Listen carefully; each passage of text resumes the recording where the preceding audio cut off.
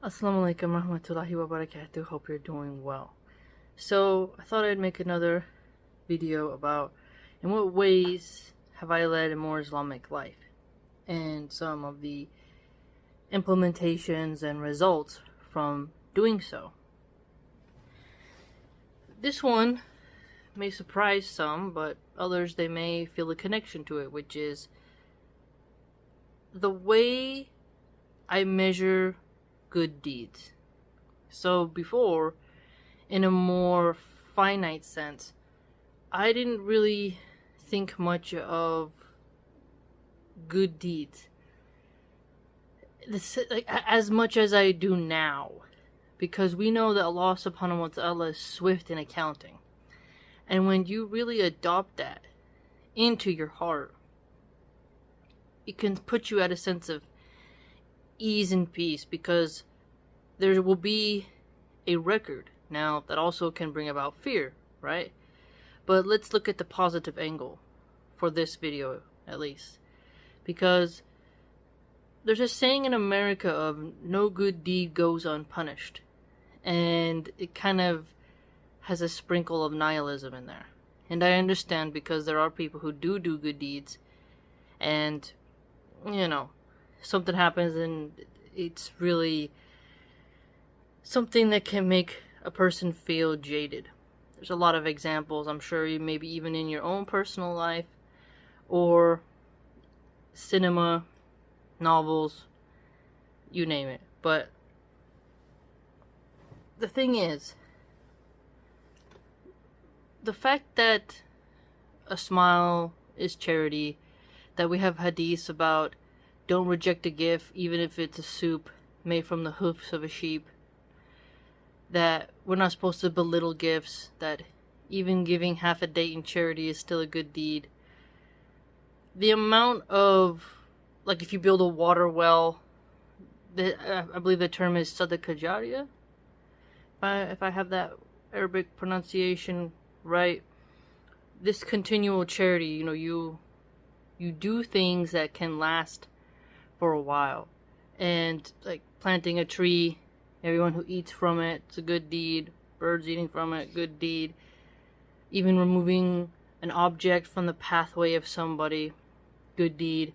There's all these things we can rack up and stack up for us. And this is really a sign of mercy, because if we didn't have that, the earth would feel more of like a prison planet. Now, I see Earth as something beautiful, wild, and magnificent, but also something you're meant to survive.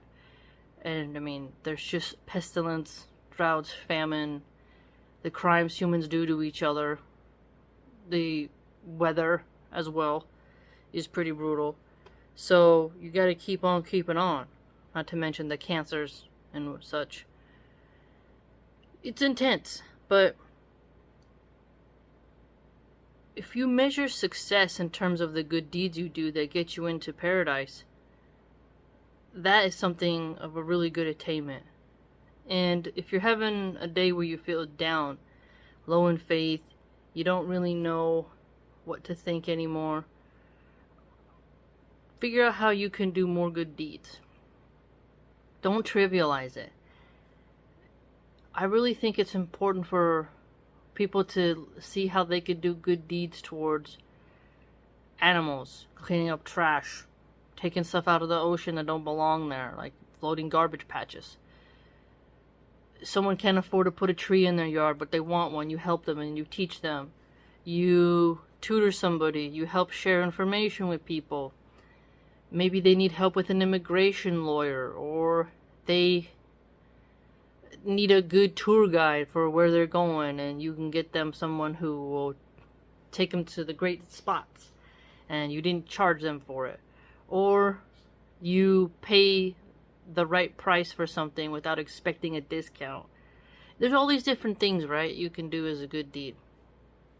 Even writing a letter of recommendation, someone might need that. All kinds of stuff. Others might just need you to listen as they vent. There's a lot of opportunities, is my point. A lot of opportunities. So if a mom needs some diapers for her babe, she needs a breast pump machine, she needs a pizza, you know, she's just exhausted, she's depleted, and you do this kind deed of like, hey man, there's like a function I think on DoorDash. You can send someone the gift of food. Text her, hey, are you hungry? Boop, send that right away. Or order some food, like bag of rice and beans or something online and send it to her, you know. Like, hey, I heard you're running low on X, Y, and Z. Here's some. Or you buy an adorable gift basket of self-care that's got little cute lotions or scented candles, potpourri with little tea bags, you know. Something cute from Etsy. It's little boosters. Any type of really sweet, thoughtful action. Don't trivialize it. And a kind word, as we know, is charity.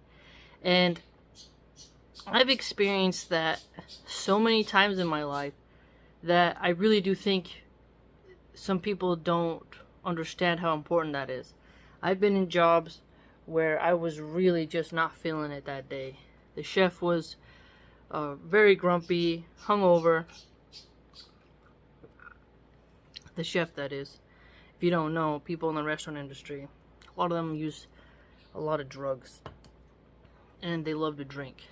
And when they come in hungover, the wrath of their mood, their irritability, is somehow everyone else's problem. And I was feeling real down, and some person had given me a compliment, and it was genuine, and it's like service-based, and that meant something, you know? It really meant something, because I needed it. There's been times where, like, you're feeling, like, not on edge, you don't feel the motivation, and someone gives you that boost, that can really help.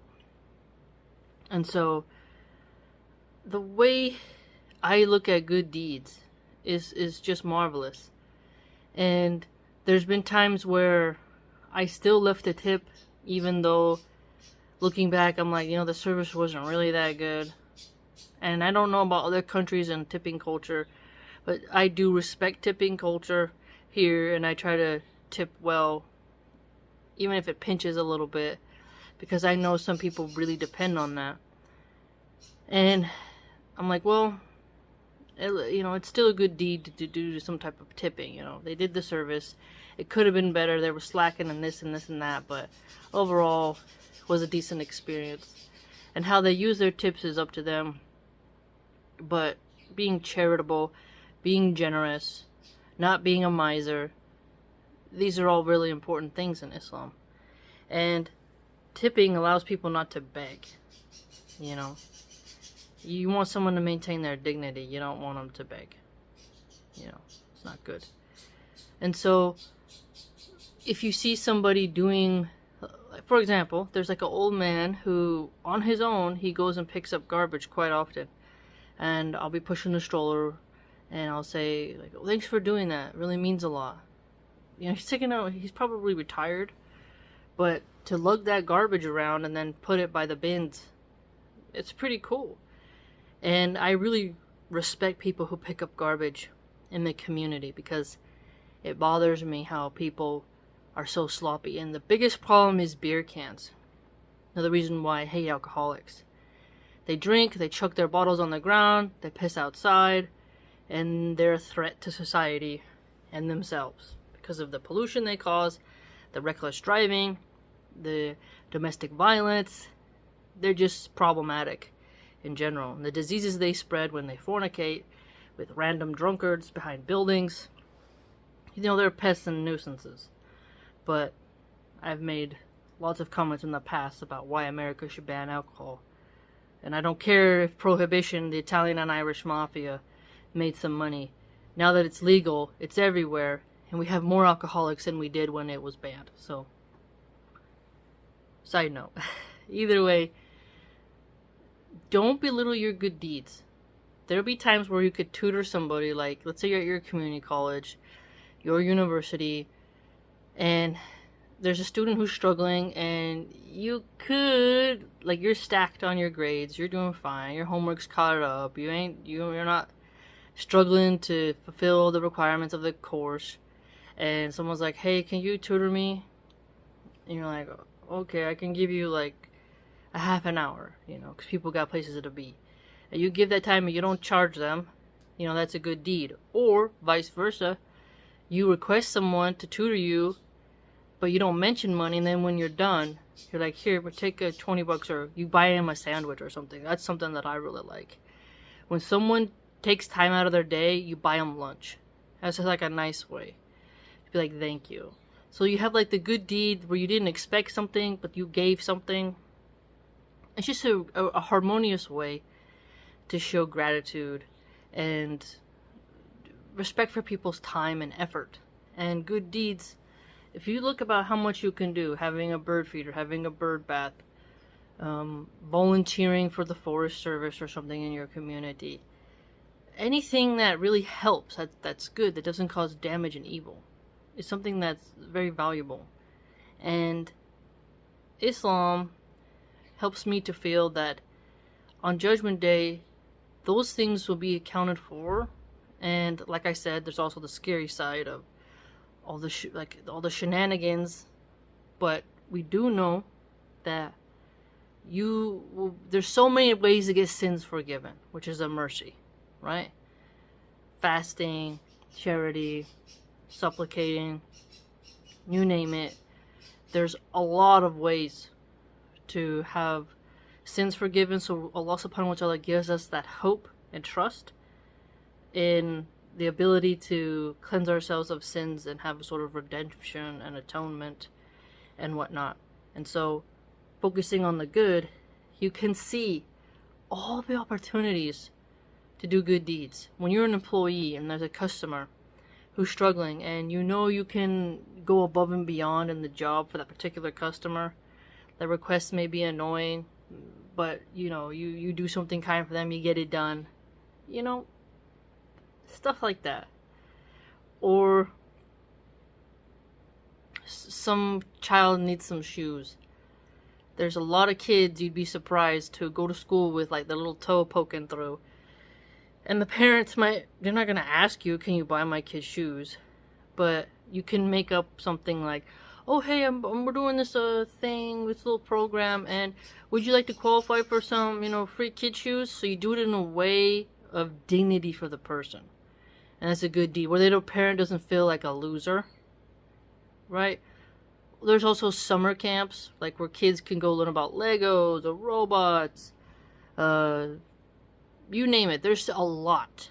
And let's say a kid's parents can't really afford it, and then you offer to pay and then drive there and drive back, knowing that these people trust you, that you're a good person, by the way. Like your kid's in the same class or something. That's a good deed. You're letting that kid make some memories. Another big one could be Six Flags. You're going to Six Flags. There's a kid in the neighborhood who could never afford to go.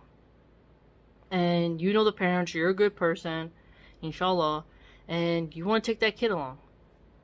And you're like, yeah, come to Six Flags. I used to go to Six Flags a lot with my dad and my stepmom's sister's children. So I would call them my cousins, but he's not with her anymore. But we'll say my step cousins. And that was pretty cool. He would bring them, and that made it more fun than if I would just awkwardly stand in line with my dad, who didn't ride any roller coaster. But obviously he's gonna be there with me because he's my parent. I'm just gonna stand in line by myself. So, or you could do a really fun thing that kids like. Ask the school, okay, how many kids are in the school total? And I say, oh, okay, well, there's this many. Okay, let's say I get donut holes. Boxes and boxes. And, can we bring them? Can this be something where the kids are showing up to school and there's like a table and each person can have one? There's like balloons.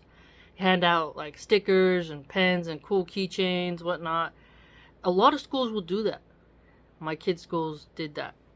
And that was because parents were doing that. And I was inspired by that. That was a good deed. And even me, I got a little donut ball. It was good. So those are things that they cost money, but if you have it at the same time, it isn't gonna cost you. Further, there are dollar stores where they have fun little erasers, cute little notebooks, doodle daddles, fidgets that kids like, from a young age. I mean, this is different. You can't do that with high schoolers. But if you get elementary school, like those kids are, like they just love a surprise, and they're gonna go tell their parents, and that's fun. It's a good deed. Making children happy is a good deed, and kids, the great part about them, if they're not spoiled or rotten, they're gonna appreciate that. And that's why doing good deeds for the underprivileged kids is a lot more satisfactory than kids who they already have it all and they're wearing name brand clothes. A lot of them will belittle the gift because they got an Apple Watch and expensive shoes, and their parents are in expensive cars. It's a little different. Those kids are kind of fine. Not saying that you can't do something for them, but the sweetness, I think, of the response isn't as potent. So picking a school in a district where the kids will really remember that is a good deed. And each child remembering that. And also a good form of dawah. Oh, so-and-so's mom, so-and-so's dad did that. And it also helps your kid be protected from bullying. And so when I think about how I look at good deeds now versus when I wasn't a Muslim, I can see that I have a greater appreciation for acts of kindness. And not that I was ungrateful before, but there was also a sprinkle of nihilism and sometimes a little bit of cynicism. But now, I would definitely say I look at the measuring much more thoroughly. And even saving a bug, there's an owl who's caught in a soccer net, something like that. There's a tree that's bending, and you can go get a wooden spoke and just stick it in the ground, get some loose string that's gonna last through the weather for a while, and tie it to it so it can grow straight. No one told you to do it, but you did it. Stuff like that. Any way you square it. Someone's committing a crime, instead of just standing there saying, I'm my own business, you call the cops. If you see something, you say something, little things like that, I think is a good deed. Visiting the elder people in the old folks home, bringing them something, giving flowers to a new mom, checking in on people who have gone through a funeral.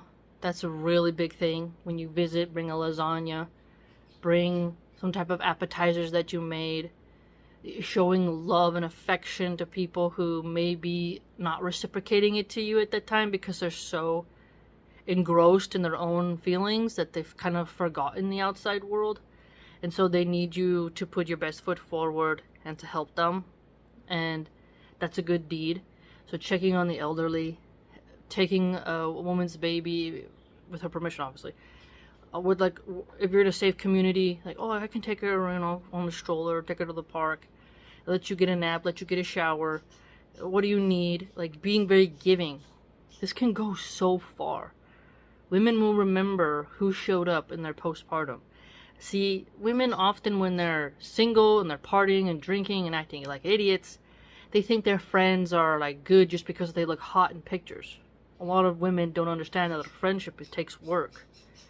And when you can't party, when you can't use drugs, when you can't go on the degenerate Ferris wheel, you see what friendship is actually about. And some women get a rude awakening. And then they realize the friends they have are not safe to actually be around their kids. And so your true friends will step up when you need it.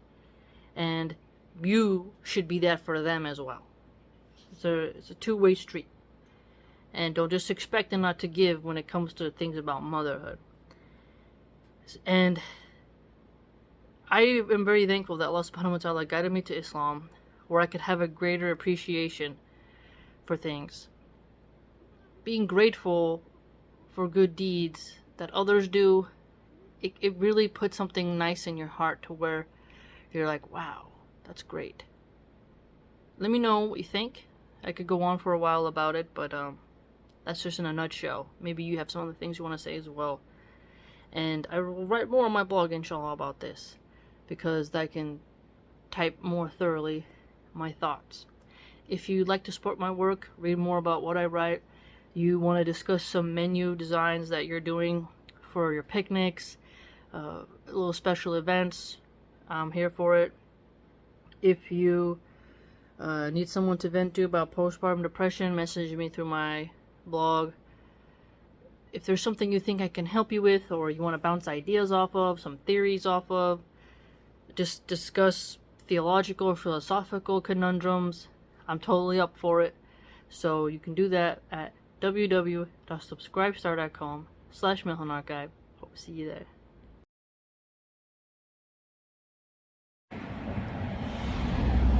MashaAllah, look how many are in there working on this flower. Like they're having a grand old time. Subhanallah. Absolutely miraculous.